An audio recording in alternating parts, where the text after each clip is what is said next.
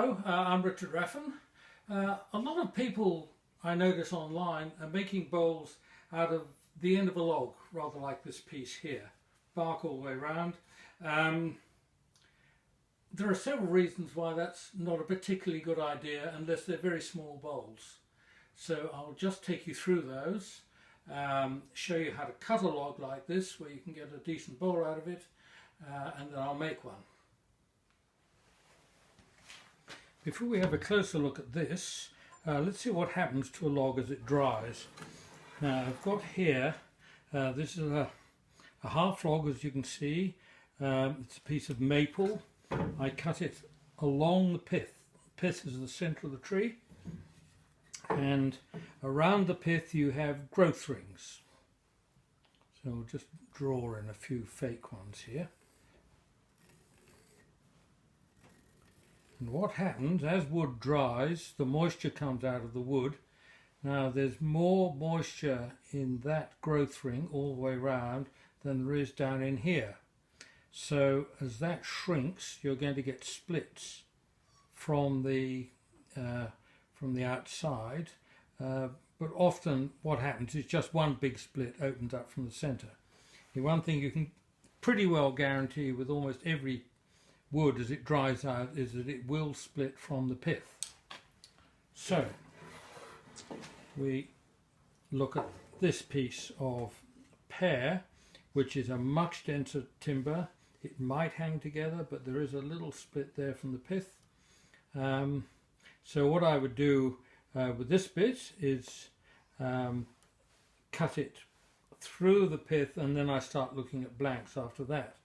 But it always pays to look at the other side, and in this case we've got the pith of two branches where they came through. So what I'm going to do in this case is cut through those two, and that then gives me, and I would probably take another cut through there so that I cut the pith out altogether, and then I'm going to start looking at squaring off endgrain blanks, which you can look at. Now I need to remember the tree was growing this way. This is just a section off a branch as it was, but it could easily be a trunk. So the grain is running as this pencil is, up and down the piece.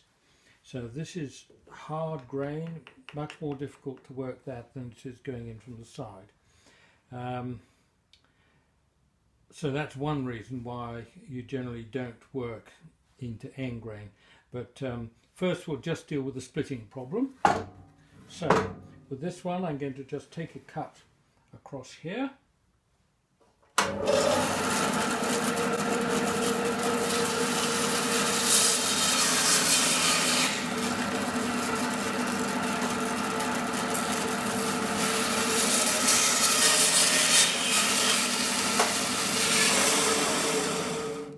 I don't have a foot brake on this bandsaw, so I jam the blade to a halt. So I've cut the centre out. This is pretty strong timber. This was only growing about a week ago, so it's still very green. Barely had time to split. So I've got rid of the pith. Now what I would normally do then is think in terms of that being the top of a bowl, and I cut in that way, but people want to use the endgrain. So I can now get my dividers and take out a circle, which is there, so I can do a bowl that size. And that is about the maximum I would do into endgrain, because one of the problems is, which I'll illustrate here, if I cut a very thin piece off the bottom, this would be maybe about as thick as the inside of, or the bottom of your bowl would be.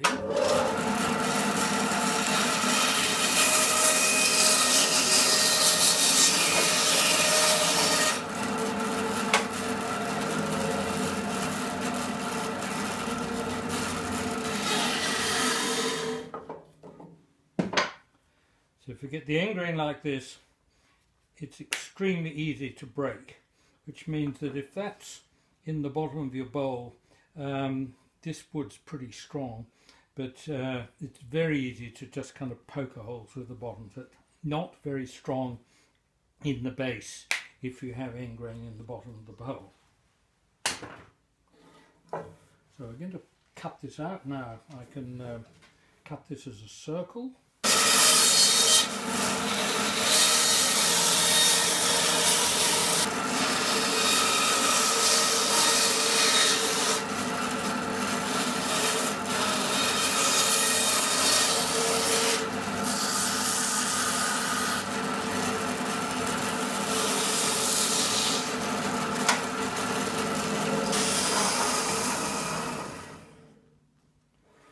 Now normally that blade would go right here, but it's getting a bit elderly and has been cutting a lot of wet wood, so it doesn't like going round corners.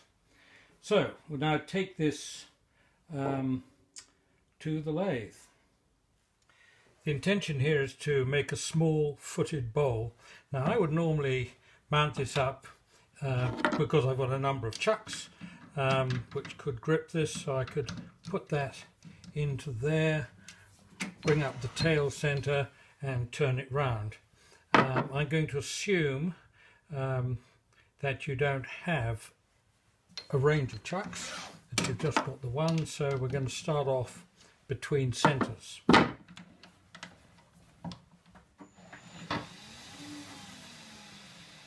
And then I will turn a bowl with a foot which fits into that. So a spur drive. I know where the centre is here because I had a compass point. That goes into there.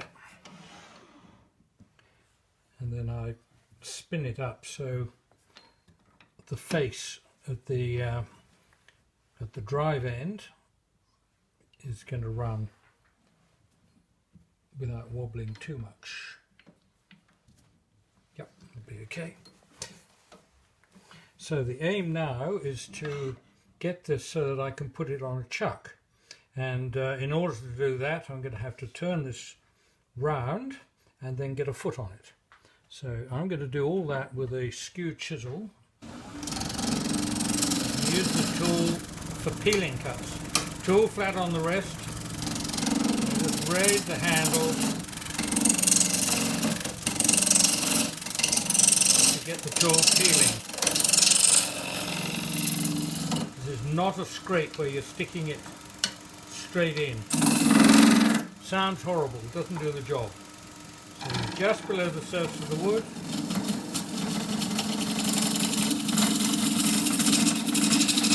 Take that down until I can grip it with the standard jaws.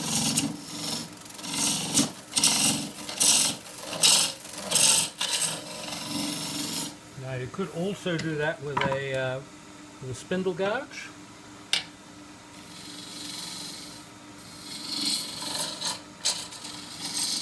But the peeling cut with the skew is probably easier. Now, coming across the bottom, I'm going to use the 1/2 inch spindle gouge, starts right on its side. Just get a foot.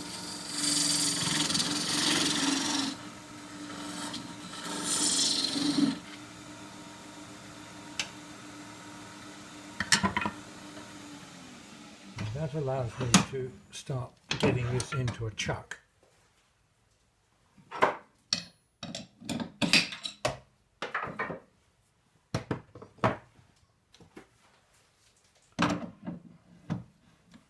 The jaws I have here, I think they might be slightly larger than standard jaws, I'm really not sure, but they're about the same size, but they're long-nosed jaws, which means if you're gripping longer stock, longer blanks, you get a much better grip.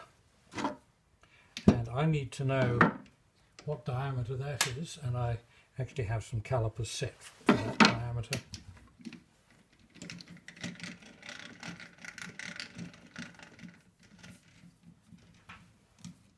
So the important thing with this shoulder is that that's running true. This face here so that that butts up against the jaws. And that means we can dispense with the tailstock.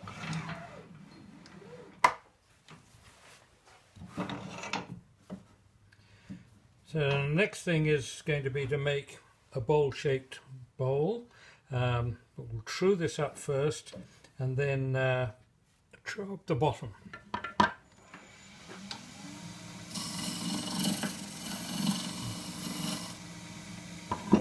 Coming across the bottom, I have the rest at about 45 degrees. Tool starts right on its side, the 1/2 inch spindle gouge.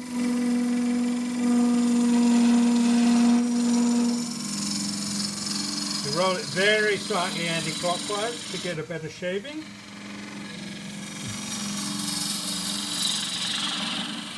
And then on its side at the end, so just the nose of the tool goes across centre. And you want it slightly undercut.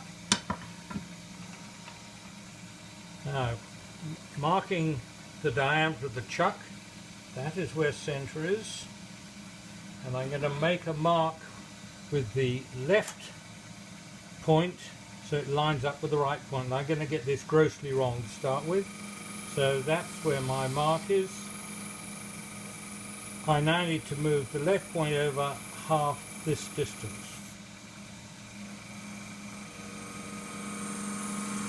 And you get extremely good at doing that over the years.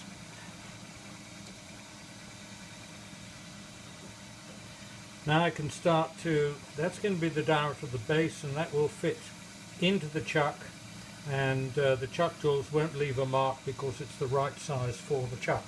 I'm now going to come up here and turn this with the spindle roughing, with the spindle gouge, 1/2 inch spindle gouge.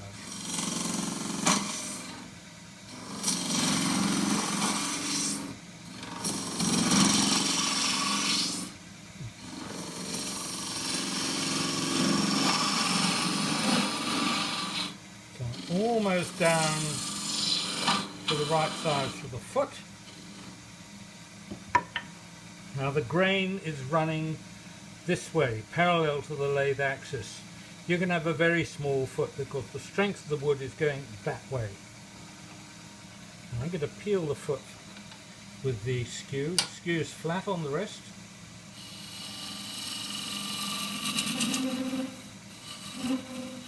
That will be the right size.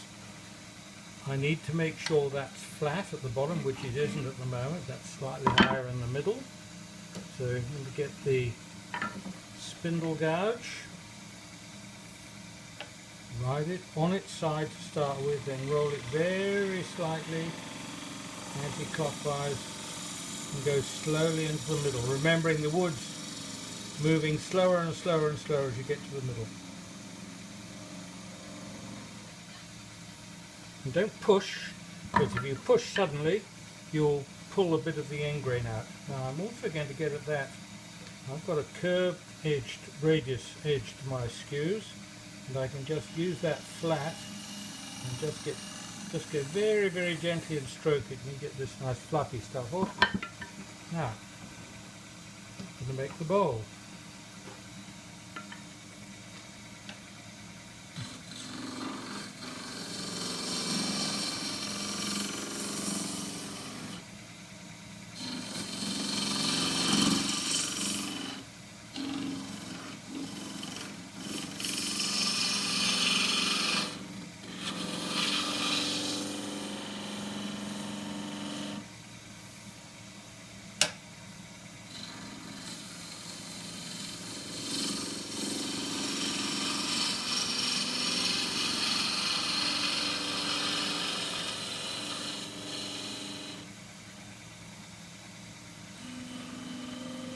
Just going to round that foot over a little bit. I'm going to use the wing of the tool there just to go very gently onto the end grain. Not supposed to do that, it's supposed to be going that way. Right, so that's going to be, that's the bowl of the side. There are a few little ripples here. Now this is really better done. You could sand your way out of that, but this is really better done with a skew chisel.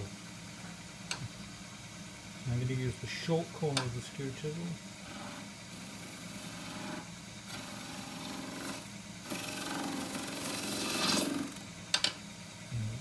Roll it over, use the long point.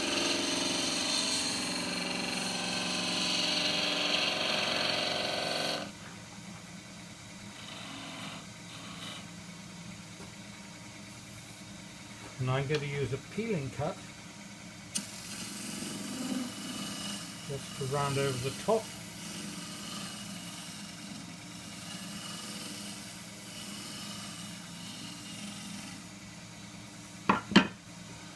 And at that stage you can sand that, which I'll give it a little bit of a sand, doesn't need much. I'm going to be using a bit of yellow, which is 180 grit.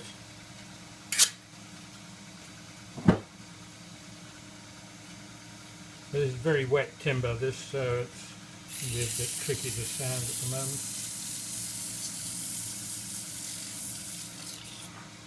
Yeah, it's all building up, so I'll just do a little bit on the foot, but the main thing here is to show you how to go about making one of these. So that's the outside done.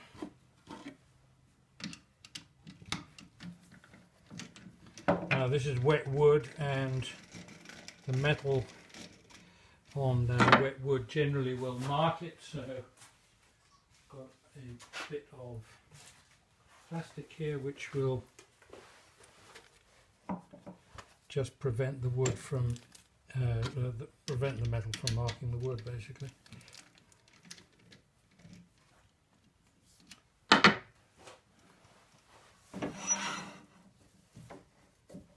And that could be extremely irritating flying around, so I'll just cut the surplus off.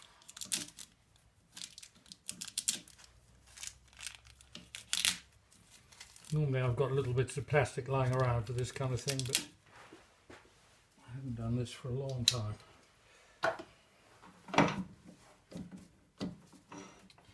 Now, the other reason I really don't make bowls out of endgrain is that it's hard work going into endgrain. It's why they make butcher's blocks out of endgrain. It's because it's tough. It'll cut quite easily when you go this way, but going into endgrain is really quite difficult, or quite hard work anyway. I'll get it flat first.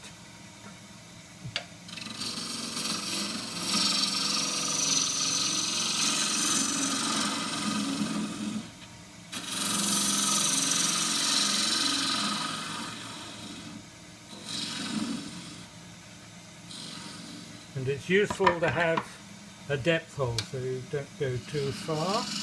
So that's just a little kind of starter hole.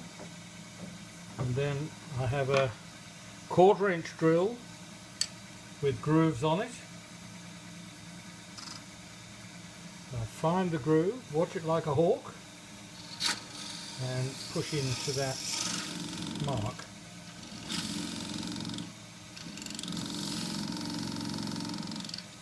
When it goes straight in, it won't wobble around very much.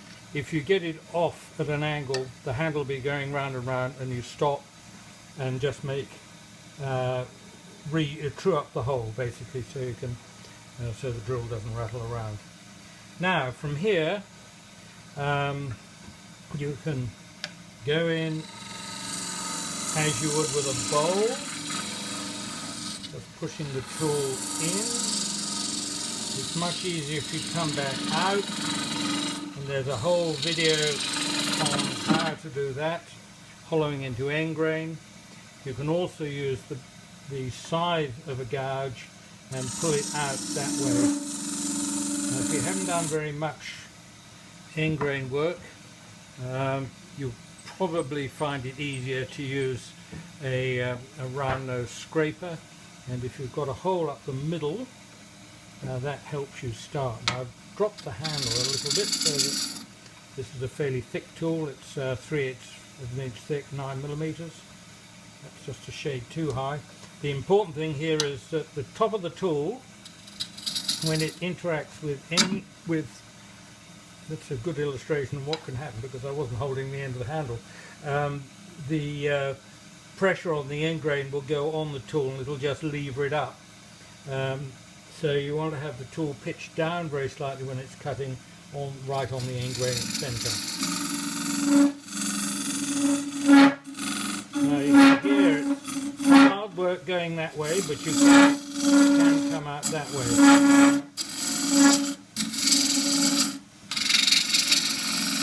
Now this is strictly end grain. The grain is running this way, parallel to the lathe axis. You do not want to do this kind of thing with the with face work, with bowls with the grain running across at 90 degrees to the lathe axis. I'm wanting to get down to the bottom of the hole so I know where it is. That's me not hanging on to the end of the handle firmly enough. And I can't really see what I'm doing either, so I need more light.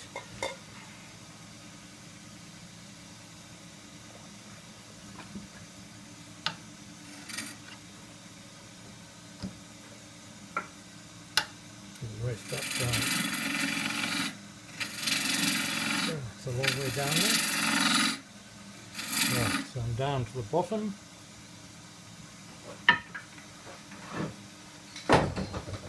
Moving the tail centre because I was spiking my elbow on it.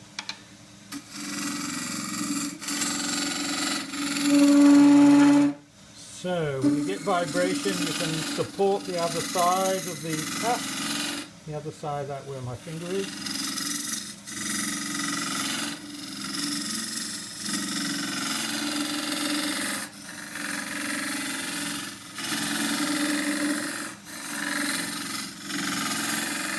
Now the other thing you have to remember here is, oh dear.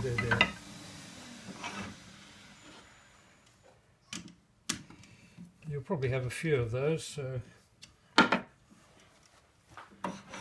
don't let it worry you too much. Don't let the wood get in charge. I need to concentrate more on what I'm doing rather than explaining. Now, I'm going to have my hand on the rest here, thumb on the side of the tool, and just going to come in from the angle.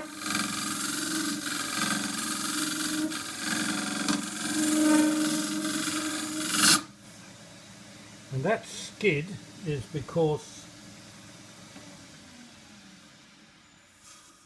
when I'm getting round into the bottom there, the right wing of the nose is just catching a steep bit of, if you can imagine, you're making a cove in there.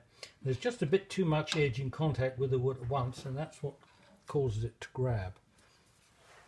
So what I need to do now is get this bit of the curve down, and then I'm going to move to a bigger tool across the bottom.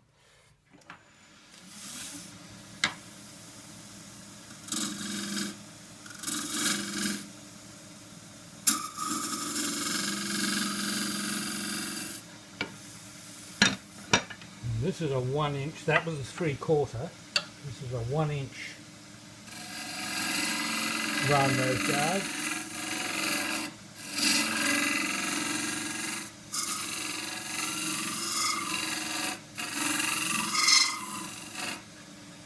Trying to move off the curve in the corner of the top part of the bowl wall, and I've still got a little bit I can go down a little bit into the bottom.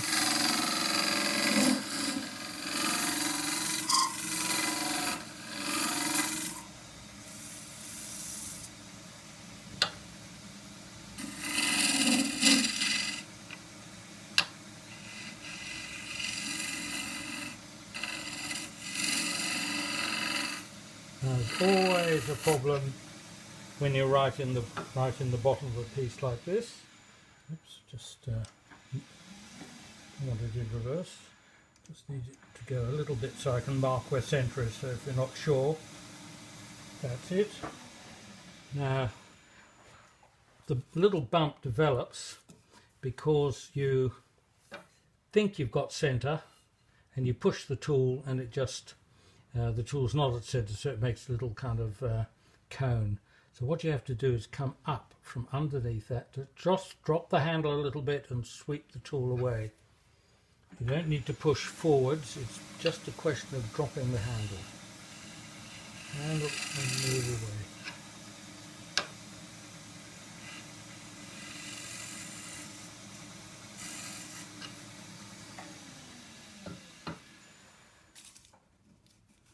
Right, feels a lot better, but a lot better than the wall thickness, but a little bump just there.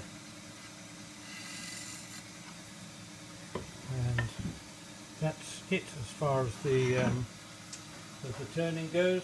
And then just give this a bit of a sand. Well, it's drying up quite nicely up on the top bit, and there's enough fine dust coming off. I'm going to turn the dust extractor on.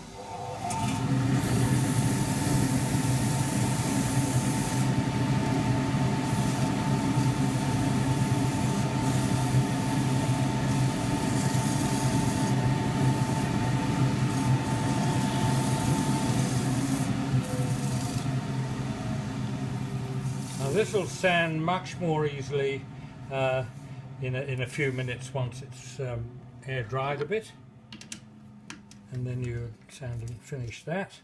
Now, where it came off, it did sustain a bit of damage, and you might want to turn that off anyway. So what I'm going to do, it looks as though I can't actually do it on these jaws, not quite long enough. But, I think I've got another chuck where I can do this. I can just use the chuck to take the bottom off.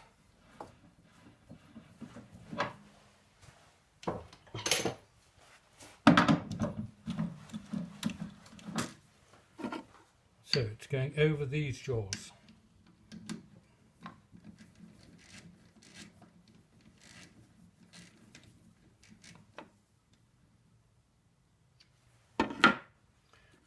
Probably have a bit of plastic there, I hadn't thought of that.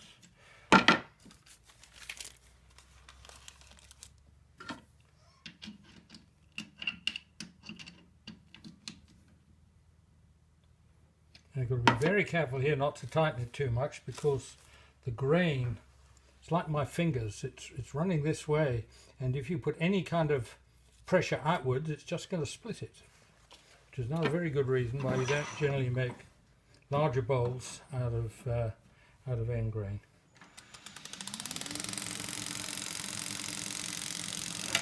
So this is my 1/2 inch spindle gouge.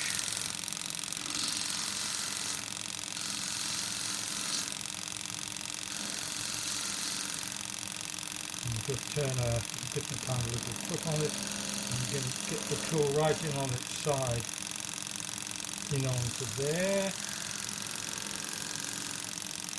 If I wanted to re-chuck it ever again, I could. I can also use the skew flat on the rest just to get in the corner. And while I've got it, I might put a couple of decorative rings in there. Sand that, and we're done.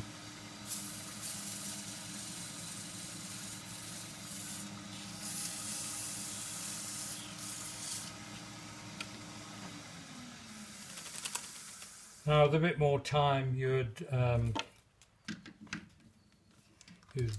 take a bit more time and let the wood dry out a bit for when it sands, and you can see how the moisture's coming out already where it's darker. So there's that one little bowl. Well, I think that would look better if it had a little bit of decoration there, so we'll just put that in.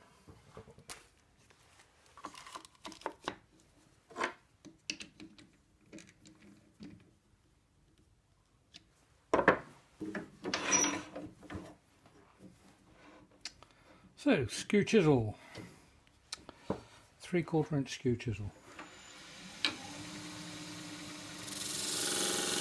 Just cut a little V groove, maybe 2.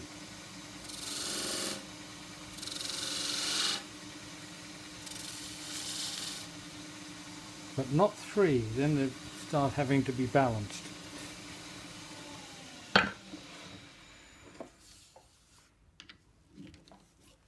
So I think the adding the grooves is an improvement, but I still wouldn't make a bowl generally in this grain alignment. It's just too hard going, really. Much easier using the cross grain, which is here. The pith on this bowl is running across here.